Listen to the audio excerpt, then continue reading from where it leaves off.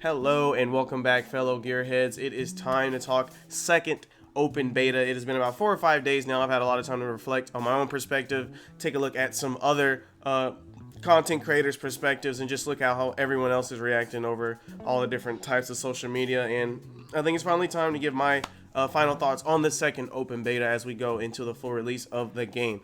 Remember, this is my first Guilty Gear game. You know, I did go back and try Rev 2 and Accent Core after the first beta, but Guilty Gear in itself overall is still pretty new to me. So when I played this game, I felt very, very good. I felt very, very strong coming from games like Street Fighter, Mortal Kombat, Dragon Ball. My character just felt really good. They had a lot of identity and a lot of room for exploration. I've really been missing that. I haven't felt that way about a game in a very long time. I think the most recent game in memory that I have that just has so much on the table, I would have to say, is Injustice 2, actually, believe it or not. But Guilty Gear is its own beast, and it's still the heart of the game, or the smell of the game, is definitely still intact for this one. Everyone that I had come try the game out, shout outs to Doe, shout outs to DJ, shout outs to my boy SMN Fly, who got to play some matches with me. It looked like everybody was having a pretty good time once they got in the match.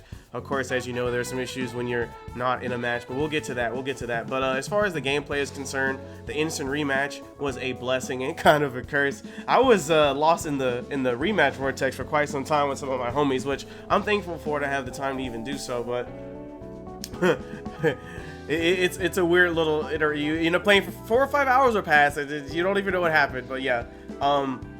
Let's get into some specifics with the gameplay, right? Arches did respond to our concern from the first beta. They did give us our anti-airs, right? Everyone's forward punch, the universal anti-air button just felt stronger all around the board. It even felt too strong in some cases. I've seen clips of people using them to dodge higher projectiles. Just straight up playing neutral with it. It's pretty nutty how much upper body invincibility it gives you. I'm sure people will voice their opinions on that, and they'll make adjustments after the game comes out. I don't think they were too strong, but I don't think it's gonna be that big a deal. You know, they're probably gonna patch the game somewhat more frequently than something like Dragon Ball, right? They can be a lot more responsive to us because they're not, you know, they don't have that overhead from Bandai Namco. So as far as these little mini adjustments with anti-airs and what we're gonna get into next, which is jumping, I think those are all being checked ultimately. So yeah, let's talk about the air movement. It was weaker. Like they said, we said jumping was too strong. They immediately responded. I can't help but respect it. I think they were a little bit too heavy-handed, though. I really like the landing lag and the additional pre-jump frames. I think that's great. That means you should move with purpose, which I think should be emphasized in any fighting game. You shouldn't just be able to move around and without any consequences. It should be a decision that's made with intent.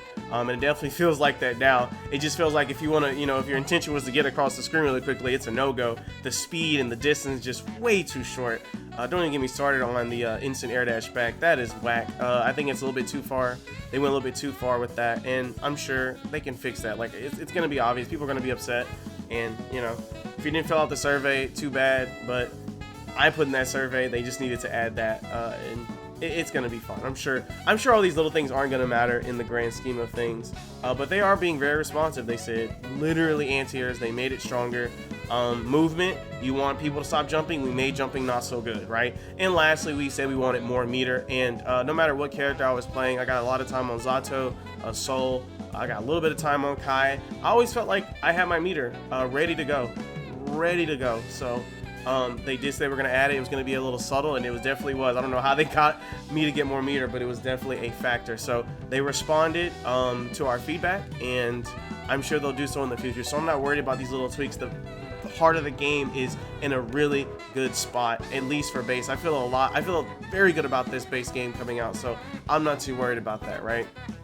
But let's talk about the Guilty Gear experience. Let's talk about what didn't go so well. You know, when the beta opened up, you know, 10 p.m. my time, you know, we had some issues. People were getting kicked out, which was to be expected. But you know, you would think the second coming around, you know, they had like a 2 months to prepare, like they would be ready to go. This wouldn't happen, but it did.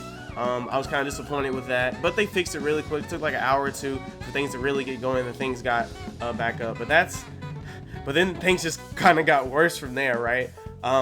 Some people were, you know, you go into online, you do your little quick fight with the bot, and then you play ranked, and if you win, you rank up. And I heard a lot of people saying, hey, when I rank up, the lobby's legitimately like closing down on me. I get kicked either to the main menu, or I get kicked to like press start screen, which is just like unacceptable, to be honest. I don't even think people had those issues. I got a couple error messages, something like there's too many people in this ranked lobby or something. I don't know what's up with that, but that definitely left a bad taste in my mouth. It's almost like they made the lobbies worse. But you know, there were some good things. They did add the little stations that you go to. They didn't seem to help too much, but at least you knew where you and your homie were trying to play at, so it kind of lets you like navigate through the chaos, right? And there was also another way to get around some of these issues, right? You can go to one of the little parks, right? Just stay away from ranked, which is what I did. I just went to parks, played with viewers, played with some of my friends, and we tried to keep it, you know, make sure the lobbies weren't too full, and we didn't really have too many issues. And, you know, once you get in the game, you're all good to go. But like, you know, like I said in my previous review in the first beta, like they're trying to create an experience, and they are really dropping the ball. To be honest, at this point, with the reputation for the lobbies now, no one's gonna want to interact with these when they actually get the full game. It's a pretty big part of the ranked experience, honestly. I like what they're going for, but to be honest, I'm not gonna tell anybody to deal with it. You know, they said they're gonna give us the ability to queue up in ranked from the menus and from training. Do that, right? I'm just gonna tell everyone to do that because I don't want anyone to go through some of those struggles. It's the worst thing when, you know, you rematch a guy 3 or 4 times, you're feeling it, you're trying to work on a particular character, and then, you know, you try to go into another lobby for whatever reason, ranked, even a park, and you just have issues connecting with people, and it's just so frustrating. It's not something you want to do. It doesn't keep the ball running. It kind of sucks coming from instant rematch to I can't play the game for 30 minutes. Which happened to me in some instances, like just straight up. I don't know what's going on with that, but it felt very incomplete. But you know, this is Arxis's baby. They're probably gonna patch all these things after the game comes out. And you're gonna hear me say that a lot, after the game comes out, because I don't think they're gonna be able to do all these little tweaks a month before the game release. They got to get these games out, you know. Even with the giant day 1 patch, they're not gonna have enough data to just make all the adjustments necessary. But with all that being said, there is tons of room for growth inside of the game and outside of the game, right? I want to talk about something that I still didn't see in this beta. They still didn't give us our frame data. I was pretty upset about that. It's a very pick up and play game. It's very accessible. They did a great job with the command list. The moves have very, very great conveyance. The training tool is phenomenal. Just give us that frame data, and people will be more and more likely to invest in the game, and they're gonna see these great returns on investment because there's just so many things going on. I think I heard a commentator say, like, the thing about Guilty Gear is that no round is like another, and I think it's so. I think that's so true, and it's a lot easier to have all these different emergent mechanics like RC and these little interactions that are just specific to you and your opponent if we can get in there and lab and try to be more expressive, because there's a lot of ways to play all these different characters. So this game has tons of room for growth. They need to add frame data. That is a must. I always say, guys, go to Dust Sleep for your frame data, but they just have it built into the game. Everyone is just going to be stuck in the Guilty Gear vortex, enjoying the great soundtrack, having great matches with friends, and oh my god, don't get me started on the lore, right? So I'm really hoping they get the frame data going. I think that's going to be huge. Another thing that was missing was Spectate. I could not figure out how to spectate my friends' matches.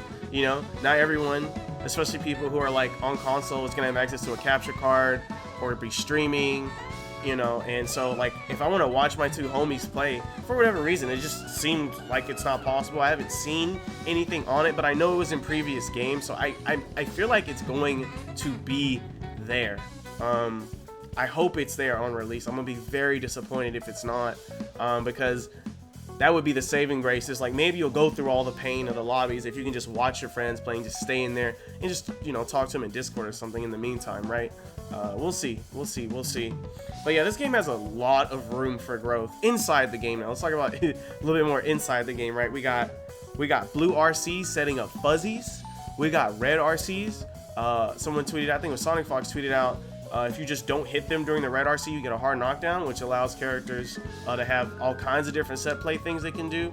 And I don't know if you guys noticed, there's technically 5 roaming cancels in the game. I think they're calling it the fast RC, where you activate the RC, but you immediately press out of it, and it has some crazy stuff going on. You can kind of like use your momentum going into it and to kind of shoot yourself out. It's kind of weird, but this game's gonna have a lot of depth for years to come. That much is pretty good to go, but there are some issues that are making me pretty much feel like the product of Guilty Gear Strive is not complete. The game is complete, right? They've been making these games for 20 years. They know how to make a Guilty Gear game. It's a good game, right? But the product, the experience that they're able to provide is going to hinge on a lot of these online features, and to be honest, they're not complete. They are not complete. They got a lot of work to do, and I believe they can get it done, just not in a month's time. So you know, we gotta let them know. I'm sure once the game comes out, they're probably gonna want us to do some kind of survey or something, and just let them know, because they're able to respond. They've shown us that. So I think in about 2 or 3 months time, this game will be exactly where we think it was supposed to be at release, and it probably won't matter. We won't remember any of this bad things 6 months down the road. We'll be too busy having fun. We'll be post Evo, going into hopefully a more safe world, so we can start playing this game locally, man. If this game feels this great online, imagine how great it feels offline. Oh my god, it's probably like heaven. But heaven or hell, I am here to stick around. So yeah, I'm gonna be covering everything to do with this game. I am absolutely in love with it. If you want proof of that, just stop by the streams, man. I'm there Monday, Wednesday, Friday, sometime around noon Central Standard. I'm gonna have everything you need as far as Guilty Gear. We got combos, we got combo guides, we got character guides. I got everything you need. Maybe even host a few tournaments, I don't know. But that is it for this one, guys. I just wanted to get my my thoughts on this out. I appreciate you guys listening to me here. I will see you guys on June 11th, and until then, guys, shit, rock out.